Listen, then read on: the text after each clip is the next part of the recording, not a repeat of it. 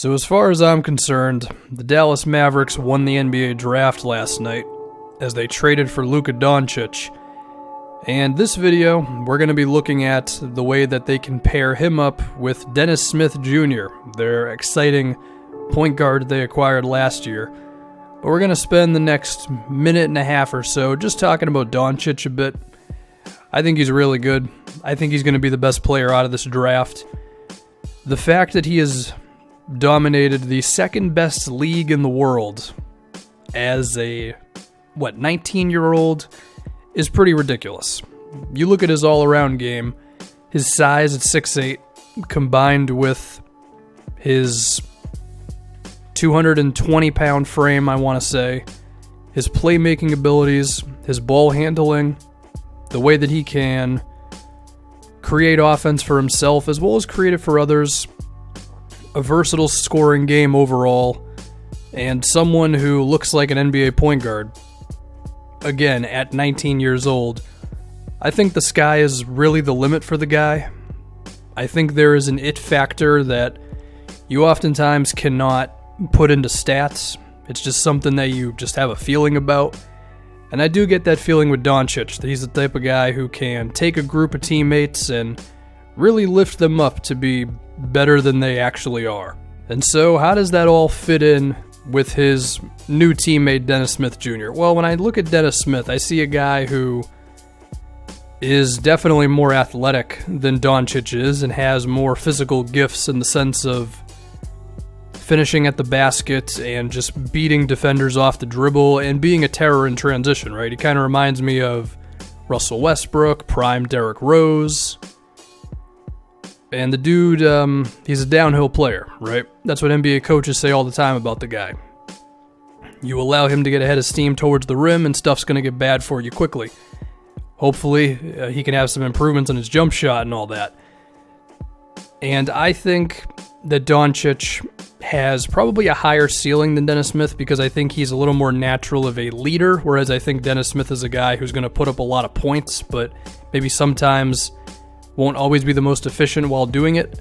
However, the combination of these two, I think, can be something pretty damn special. So, number one, Dallas is going to have a very good to elite ball handler in the game pretty much at all times.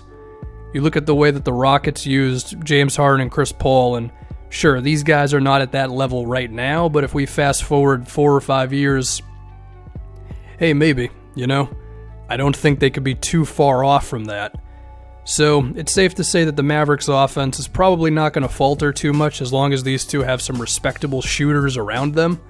And the pick and roll offense, the isolation offense, the fact that either one of these guys can kind of bail you out of a possession that's going nowhere is huge. And I think it's safe to say that with Rick Carlisle as the head coach, and that's a big deal as well, because I think he's one of the better coaches in the league, these two should be involved with a lot of creative sets, whether that's Doncic moving off the ball, because he has all the signs of growing into a very good shooter, but we could also see Doncic cutting, because the guy's like 6'8", as I said before. But then I also think Dennis Smith Jr. could be a hell of an off-ball player as well, if he has the willingness to do that. If both of them have the willingness to do it, of course. And then you combine that with one of them having the ball at all times, I mean, these two are going to be extremely difficult to defend, if you ask me. Then you look at what they can do in transition, right? Assuming the Mavericks' defense is not a joke, and I will admit both of these guys do have to make some strides defensively, but I do think they have the physical profiles to do it.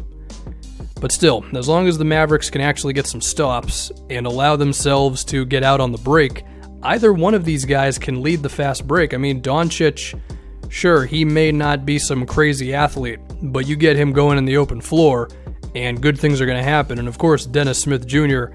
is already one of the better guys in the NBA at doing that. And then the other guy can also run on the wing as well. And if both of these guys make some improvements to their jumpers, then we could see them be kind of unguardable in the open floor, right? Because either one of them can sprint to the basket, they can space out the floor, whatever it may be. Now, I am mainly focusing on these two, but the last 5 or so minutes of this video are going to be focused on the rest of the team and other things that they have to fill in. But just to take this moment to appreciate what these two can do for Dallas's offense. I mean, you have two elite ball handlers, can create offense for themselves, create offense for others, and the excitement and the playmaking that this Mavericks team is going to have for a long time now is something really great. So if you ask me, Dallas, they hit a home run in this NBA draft. But now, if we can head over to some 2K stuff and we can talk about the rest of the team. Again, defensively, these two are going to have to get better. I think Doncic, given his size and the fact that he just seems to really be about basketball, and a similar thing to Dennis Smith, because Rick Carlisle spoke on his work ethic in his rookie season. I think it's safe to say they can get there. Because of Smith's athleticism, you assume he can stay in front of defenders, and then with Doncic, because of his size, I would like to think that maybe he'll never get to the point of being able to defend like the other team's best or even second best perimeter player. But if you can put him on the third best perimeter player on the other team, or potentially even a power forward who may not be the most talented guy in the world, I think you could be okay, given that once again Doncic is a pretty big body, right? I mean, if you're just a big dude and you care about playing defense, there's a decent chance that you're going to just be okay, and okay is good enough for how good he's going to be on offense, okay? Now, all this being said, are the Mavericks going to have to acquire a really good defensive center at some point?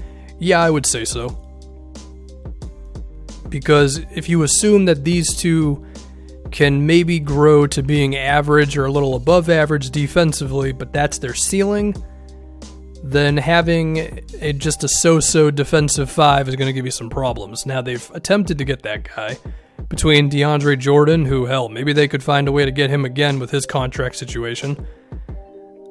They tried it with Nerlens Noel. It didn't totally work out. There's rumors that they may go for DeMarcus Cousins this offseason, who is not the type of center that they need defensively, if you ask me. Offensively, all right, him with those two could be something. But they're going to have to get that guy. And it would be really good to get a guy who's a really good roller to the rim. I mean, hell, Clint Capella might be perfect for them because he's a great screen setter. And these guys are going to need someone who can roll to the basket effectively.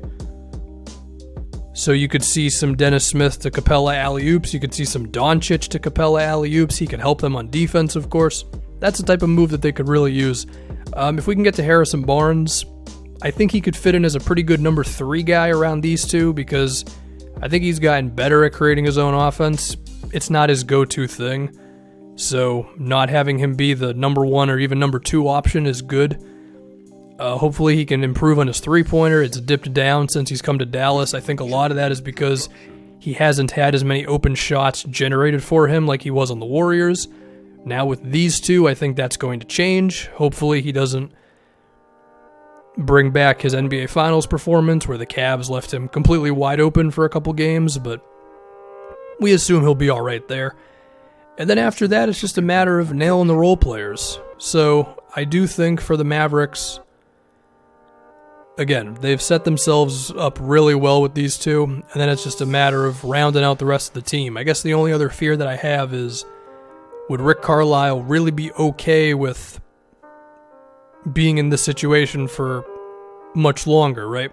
I don't know. He might be totally in on it, but this team has been bad for a while, and there's a decent chance that they don't make the postseason this upcoming year.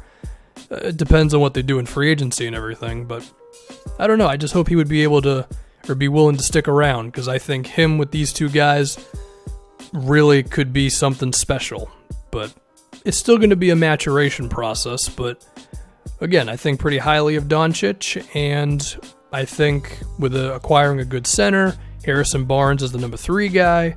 The way the Mavericks have done a good job of just finding diamonds in the rough over the years, whether it's making JJ Barea work out, or Seth Curry, or the really big dude who found playing time over Nerlens. I don't remember his name, but he was playing well for them.